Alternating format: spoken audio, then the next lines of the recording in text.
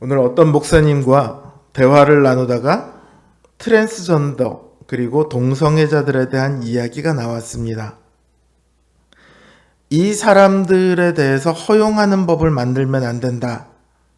이게 교회의 대체적인 입장이죠. 그러나 저희는 조금 다른 생각을 갖고 있어요. 그 목사님도 그렇고 저도 그렇고.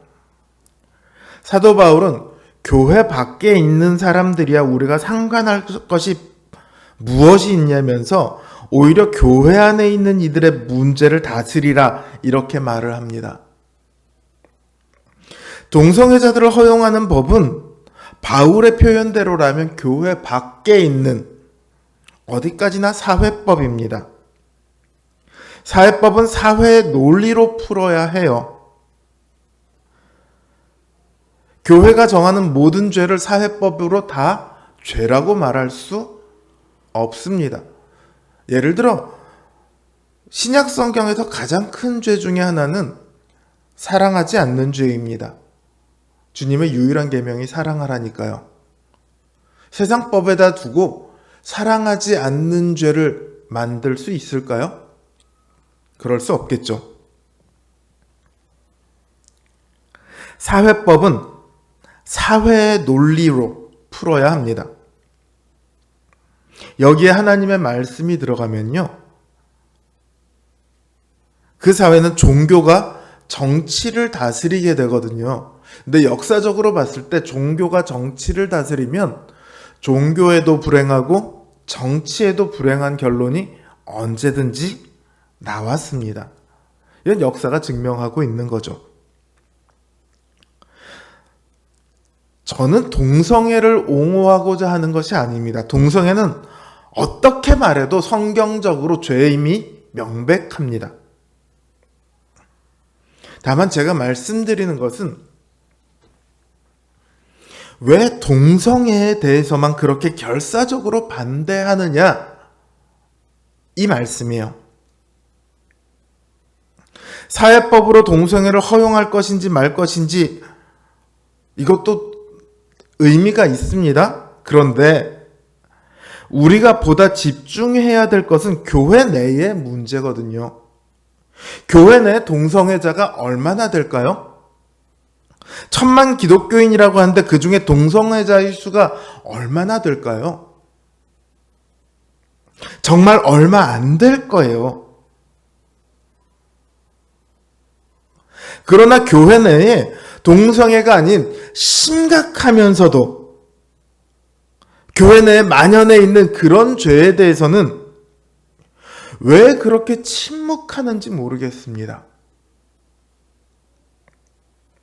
선지자들이 이스라엘의 멸망을 이야기할 때요, 크게 세 가지를 이야기합니다. 첫째는 우상 숭배입니다. 둘째는 부유한 자들이 가난한 자들을 약탈하는 거예요.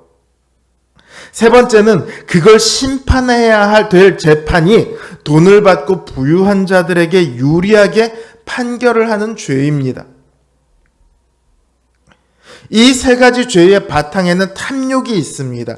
이 탐욕 때문에 우상을 섬기고 탐욕 때문에 가난한 자들 것을 빼앗고 탐욕 때문에 재판을 엉터리로 합니다. 그래서 선지자들은 이스라엘이 두 마음을 품었다 이렇게 말을 하죠. 오늘 11절을 보면 하나님께서 음행과 묵은 포도주와 새 포도주가 내 백성들의 마음을 빼앗았다고 말씀하십니다. 그리고 백성이 나무에게 묻고 막대기가 그들에게 고하니 그들이 음란한 마음에 미혹되었다 이렇게 진단하세요. 뭐에 대해서 말씀하고 계세요? 마음에 대해 말씀하고 계세요. 여기서 물었다는 나무는 나무로 된 우상이에요. 그리고 막대기는 점쟁이가 사용하던 그 도구입니다. 이건 원래 이방 종교에서 사용하던 도구들이에요. 그런데 이 기록들을 연구하는 사람에 의하면 이 도구들을 여호와를 섬길 때에도 사용했다고 합니다. 그러니까 바알을 섬기는 방식으로 하나님을 섬기고 있었던 거죠.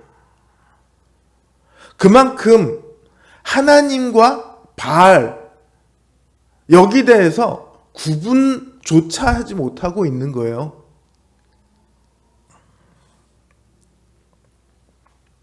10절에서 보면 여호와를 버리고 따르지 아니하였다고 되어 있는데, 여호와를 버리고 나서 어쩌다 보니까 우상 숭배를 하게 된 것이 아니에요. 내가 하나님을 섬겼는데 이제는 신이 없어, 그러니까 내가 여기 바알 신이라도 섬겨볼까, 이렇게 된 것이 아니고 바알 신을 섬기기 위해 여호와를 버렸다, 이렇게 말하고 있는 거죠. 물론 그들은 인정하지 않을 거예요. 무슨 얘기냐? 나는 여전히 하나님에 대해서 제사를 드리고 하나님에 대해서 예배를 드리고 있는데, 하나님을 향해서 기도도 하고 있고 헌금도 하고 있는데 무슨 얘기냐? 나는 하나님 여전히 섬기고 있다라고 이야기하지만 하나님은 그것을 인정하지 않으시죠. 두 마음의 믿음을 하나님은 인정하지 않습니다. 그들의 마음은 음행과 포도주를 향해 있습니다. 이 음행과 포도주가 이방신들을 위한 종교 행위를 상징한다라고 말하는 분도 있고요. 자신의 쾌락을 상징한다고 말하는 분도 있는데, 저는 이방신들을 위한 종교 행위로 보는 편이지만 어느 쪽이든 간에 이 사람들이 자신의 탐욕을 따라 행동하고 있는 것은 명확하죠. 즉 두 마음을 품고 있는 거예요. 그래서 이들은 이산 저산마다 이방신들을 위한 분향소를 만듭니다. 그 신들을 위한 종교 예식을 행해요. 이들의 종교 예식은, 이 당시 가나안 종교의 종교 예식은요, 반드시 성행위가 들어갑니다. 이방신전엔 그 참배객들과 그 성행위를 하기 위한 신전 창기들이 늘 대기하고 있습니다. 참배객이 많으면 이방 창기들이 더 많이 필요하겠죠. 이 이방 창기들이 어디서 올까요? 이스라엘 백성들 중에서 아내가, 딸들이 그 이방 창기가 되는 거예요. 뿐만 아니라 이렇다 보니까 신전에서 뿐만 아니라 일상적으로 성적인 음란함이 일어납니다. 이스라엘 일부가 이렇게 된 것이 아니라 전체적으로 그렇게 되었어요. 거룩한 백성이 아니라 음란한 백성이 되었죠. 이 모든 일들의 출발점은 어디입니까? 탐욕입니다. 그럼 그 결과는 무엇입니까? 그들이 얻고자 하는 것을 얻지 못하게 되는 일입니다. 그들은 더 많은 것을 먹고 더 많이 배부르기 위해서, 더 많은 쾌락을 즐기기 위해서 하나님 이외의 다른 신을 섬깁니다. 자신의 탐욕을 따라. 그러나 하나님께서는 그들이 먹어도 배부르지 아니할 것이고 음행하여도 자녀의 수가 늘지 않을 것이라고 말씀하십니다. 그들이 원하던 것을 하나도 얻지 못하게 된다는 거예요. 쾌락을 따라 행한 것들의 결과가 아무것도 남지 않는다는 말입니다. 이게 하나님의 백성이 탐욕의 마음을 빼앗겨 두 마음을 가지게 된 결과예요. 이 말씀 앞에 오늘날 우리 교회가 서야 합니다. 동성애자들이 어떻고 저떻고를 따지기 전에 지금 교회 안에 얼마나 많은 음행이 있는지를 모릅니다. 지금 40대 여성들 중에 소위 말하는 섹스 파트너 하나 갖고 있지 않으면 바보다, 이런 말이 있습니다. 교회 아니라고 다르겠습니까? 교회 안에도 음란함이 있습니다. 또 교회 안에 얼마나 돈을 사랑함이 많은지 모릅니다. 하나님을 믿노라 하면서도 돈의 마음이 사로잡혀 가고 있습니다. 교회가 통째로 그렇게 되는 경우도 있어요.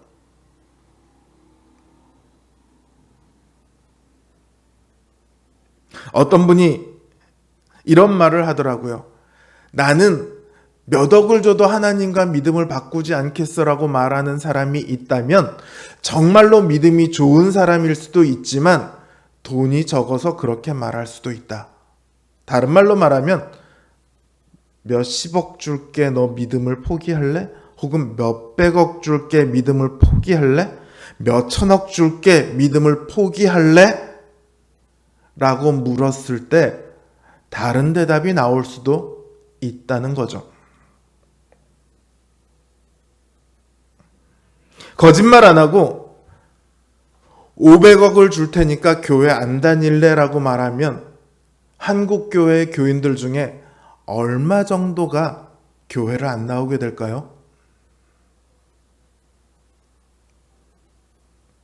저는 상당수가 아마 교회를 안 나오지 않을까 싶습니다. 제가 신자들을 폄하하기 위해서 이렇게 말씀드리는 것이 아니라 이거는 우리나라가 아닌, 우리나라에서는 여기에 대한 정확한 통계가 없는데 미국의 통계를 따라서 제가 말씀드리는 거예요. 미국에 70%, 80% 요 사이가 기독교인이라고 자기가 대답을 한대요. 그런데 교회를 나갔느냐라고 물었을 때 그 기독교인이라고 대답한 사람 중에 30%만이 자기가 교회를 나간다고 얘기를 한대요. 그리고 교회를 나가는 사람 중에 또다시 30% 정도만이 나는 구원의 확신이 있고 구원에 대한 열망이 있다라고 그렇게 대답을 했대요.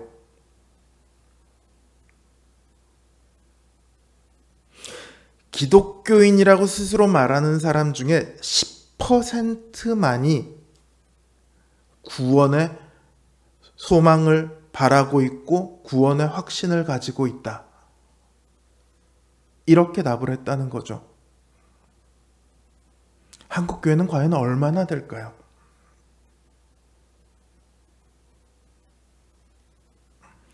교회 안에 정말 문제가 되는 것은요, 몇 명 되지도 않는 그 동성애자가 아닙니다.